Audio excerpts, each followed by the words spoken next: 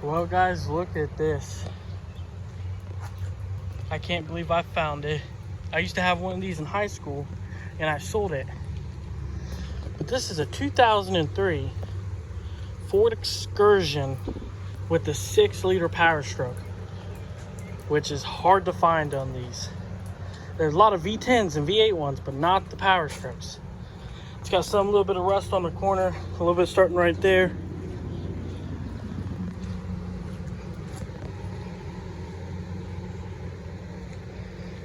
I mean, and it's not too bad. It needs good cleaning, but it was owned by a bunch of Amish people. And I only paid $2,000 for it. And these things, they go for anywhere from $7 to $10,000 fully running. So it does have an issue with the injector throwing codes. He had injectors changed out, couldn't fix it, so he decided to sell it. So I'm gonna get the code reader on it, figure out what's going on with it, and see if I can't find out myself. All right, so I got doing some checking on this, and it's a P2287, which is ICP low, intermediate. Well, that should not make a fire up. Well, I found out on these, they have a little jumper wire. Hook it to your positive here.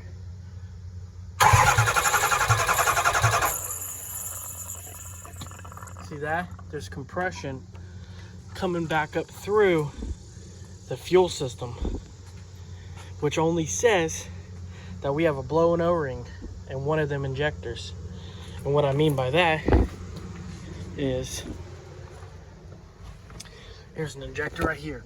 So this O-ring right here, so this copper ring fails, or it's not torqued down properly. Fails, pushes hot gas up through here, and it burns this. I don't know what side it is, but I'm hoping it's gonna be the driver's side, because that's the one that had a bunch of work done, and you can see, I don't know how well. They ain't even got the bolt in the valve cover hole. There it is right there. It's supposed to go right above it. And then up top here, it's missing. See, that's not even bolted down right there. So whoever was in this shouldn't be in this at all. I don't think there's any more codes. I did have one, but like I said, it was irrelevant, and that could be just because it's cranking so much. But I'm gonna tear this apart tomorrow, and then I'll bring you guys back when I start on it. All right, so we're back on this today. Got this battery out, got that battery unhooked. Gotta take the air box off, the intake piping, just for the filter to the turbo. Drain the coolant out of here just to get it out of the way. Some people flip it over, but I ain't gonna mess with that. And then I'm gonna get the valve cover off for the FICM off, the fuel injection control module. And then I'll get the valve cover off and we can get to the injectors right there. All right. I just wanted to show you this. This guy took this thing to a reputable service shop. And look at this. Now he bolted in. Completely nothing, not even a bolt in there. It's just, the FICM's not even held down. That's just irritating. And it looks like that hole might be stripped out. I can't believe it, guys. He took it back multiple times for the same issue. And this is how he got treated. And that's why he sold it, because he was tired of putting money into it. It was just one thing after another, and I think they were lying to him. So, I mean, dipstick's not even. So I'm gonna get the FICM off here, get the bracket out, and start getting this valve cover off. That way we can get the injectors out and see what's going on underneath there. All right, this is what I'm talking about here. No bolt back in that corner, no bolt back in that corner, no bolt there, no bolt there, has one there, has one there, has one right there, but that one's completely loose. and then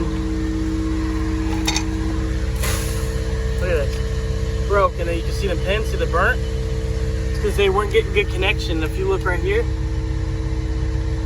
burnt. So that might cause us an issue. That's probably why the high pressure control circuit was going in and out. I bet you them pins have something to do with it.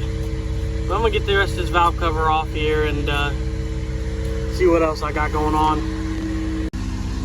All right, so I got the valve cover off. Look at this, missing a bolt right there, holding the oil values down. And they're all mismatched. That's the correct one right there, down right there. All the holes are stripped out. This irritates me. Because to replace that rocker box, you gotta pull the head off. Or all the head bolts, which means you might as well pull the head off. Because the head bolts go through it. The inside of the engine looks really clean. So maybe I can figure out if I can helicoil them. I don't know if they make one that small, I'd have to see. But I'm gonna get this oil standpipe off and then this rail, and then we'll get each injector out and see which one's causing it. I got all seals for this whole side and that side, so if I pull this apart and this is the side that's doing it, it doesn't look like that side was ever messed with, and he said it's never been, it's always been this side. So I think this is where our issue is. So I'm gonna get this rail off and I'll bring it back. All right, got the rail off. Couldn't get that line off. My tool wasn't working, it was just bending. So I said screw it and just move that away. That was the injector that was replaced. So he said 2 of them was, but I'm gonna say maybe that one and that one, but that one was just done, you could tell. So I'm gonna get all 4 out and then reseal them and throw them back in. When I pull them out, I'll show you the O-rings and I can show you exactly what happens to these. It's very common on these just because people don't know what the heck they're doing. So, and normally one way to know is if that's draining out. If you take the cap off like I showed you before, pull the filter out and jump it, and it starts blowing bubbles and stuff out, you know right away. And then to isolate the side, you just take off whatever line goes to whatever head, and you'll see it from there. So all right, I'm gonna continue on this. Well guys, when you do as many of these, you know exactly what happens. Look at this, O-ring's just gone. Now you look at it, there's no copper crush washer here, so that means it's somewhere down in here. Let's see if I can, or there isn't one in there. Let's see if I can. Oh, it looks like it's down in there. Maybe. All right, I'm gonna get a better light down here in my camera and see if I can see it, and wonder how I can get it out. But I'm gonna go through and take all of them out and reseal this whole side because I don't trust anybody's work right now. I do so many of these that I could pretty much rebuild one of these by hand, so with my eyes shut. Injector hold down, like I said, it was completely loose. I mean, I don't even think they torqued it. So I'm gonna get back and get these out, and we'll take a look at them. Wow guys, so what I did was I took a pin, put some gum at the end of it, shoved it down in the hole. Look at this. Let me see if I can get some light on it. That thing, that's the copper washer. Look how smashed it is. That is ridiculous. If you look at,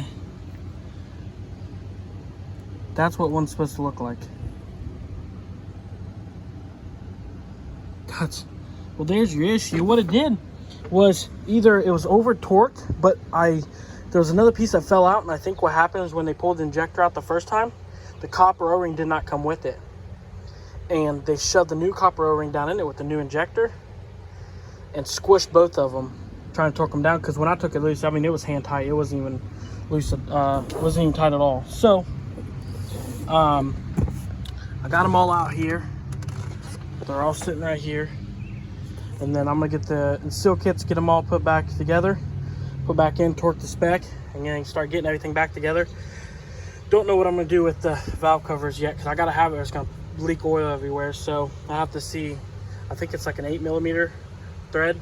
I have to see if I can find a hilly coil for them, because that one's completely pulled out, as you can tell.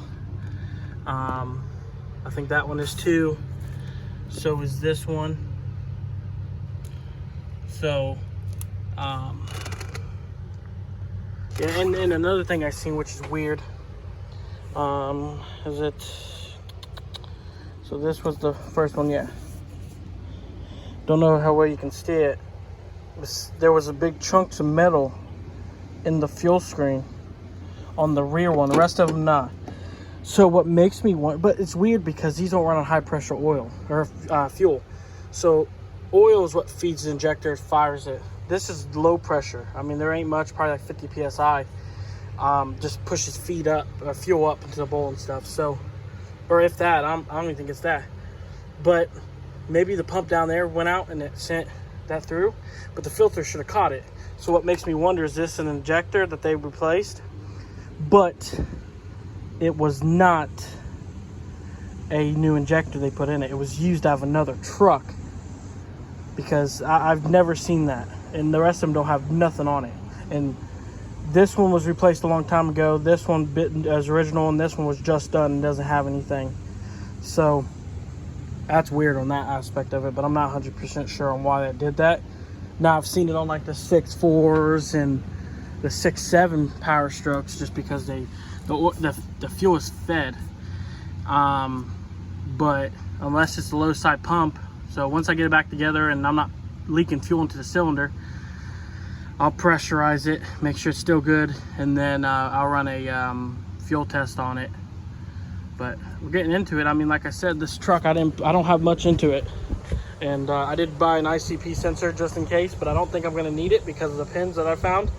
Pretty sure that's the issue. But this thing's clean. So I'm gonna get these seals and get this thing put back together. All right, so I got most of them cleaned up. I gotta run these up underneath the wire wheel a little to clean up down here, these two. But here's the part number. This should work for all 03 to 2007 6 liters. But get a crush washer. Your blue one is your connector O-ring. White one is bottom. Black one is top. So bottom, top.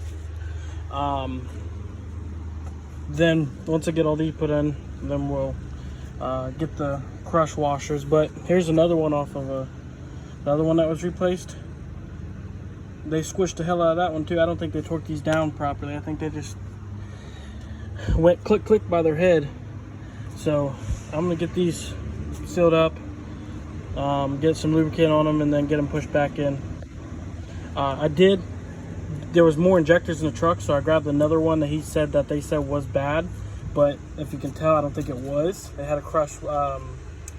This was crushed, and then the seal was missing, so I think it had the same thing this one did. I think these actually were in the same cylinder. So this is the one that had the metal in it. I'm just gonna not put that one back in, and then I just went to another one in there and take the chance on this one. It looks new. It's even got a date code of 2020, so it should be good. All right, so I got all injectors in, torqued down to spec, which is 24 foot-pounds. Got the oil rail back on. I got to go up and get bolts for the valve cover and a bolt or two for the oil rail that was missing. And then I'm gonna see what I can do on either retapping these. I'm not sure, to go a little bigger. The problem is they got these, and you can actually see with this one pulled the threads out. So I got to figure out what I can do on them to get it to work. That way I can have them in there. All right, so I'm gonna run up to the hardware store here and see if I can't get me a helicoil. I did find all the valve cover bolts, if I don't lose one first. And then this is the oil rail bolt, which I'm gonna see if I can find ones just like this, because the one they had were like that. Look how much longer they are. So I'm gonna try to find it. If not, I'm gonna find some shorter ones of this. That way, because these are hard to get in there just because there's no room. I could barely get a socket on that. All right, I'm gonna run up to the hardware store and I'll be back. All right, so I got the Hilly coils in. Some of these still have threads in them, so I'm just gonna retap them.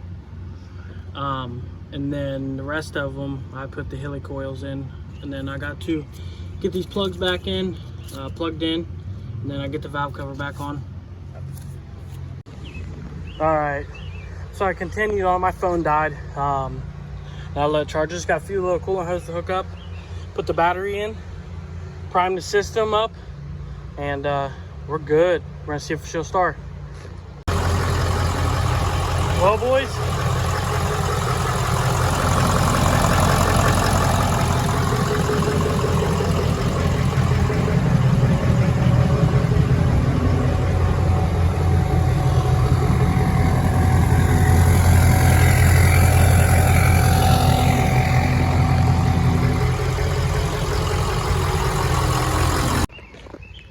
well, guys, I got it up and running.